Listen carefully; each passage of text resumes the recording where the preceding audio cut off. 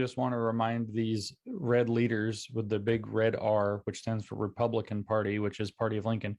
Vivek Ramaswamy reminds them of this a lot. People need to start thinking of this. You just mentioned that they still think it's, oh, we can't go after businesses, blah, blah, blah.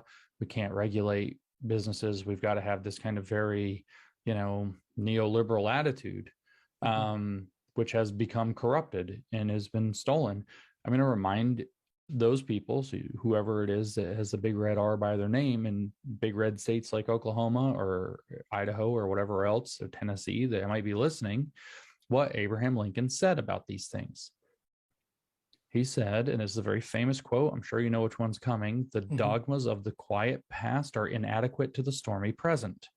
The occasion is piled high with difficulty, and we must rise with the occasion. As our case is new, we must think anew and act anew. We must disenthrall ourselves, and then we shall save our country. This is so important for people to realize. You need to disenthrall yourself.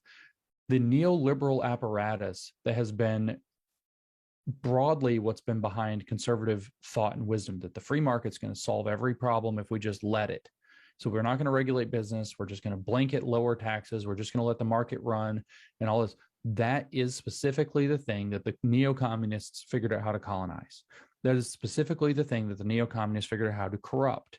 You can't use the dogmas of a quiet past in this stormy present. You have to disenthrall yourself from that. You have to think about things differently. You have to understand the situation that we're in. I have practiced for 15, 16, 18, something like this years, a Taoist martial art now. We have one and only one principle: go according to the situation. If you're going according to the situation that it was in 1986, you're going to get us killed. If you go according to the situation we find ourselves in 2022, you're going to start listening about this stuff about ESG and DEI, and you're going to start taking different courses. You don't even have to invent the wheel. Ron DeSantis is inventing the wheel, and you're behind.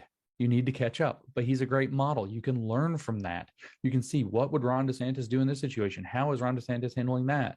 Oh, transparency bills, protect parents, parental rights, anti-grooming bills, actually protecting people from sports, taking on corporations like Disney that are doing things, et cetera, et cetera, et cetera. Every state needs to be doing this. And this is a message of hope, ultimately, because Lincoln did save the Union, as it turns out.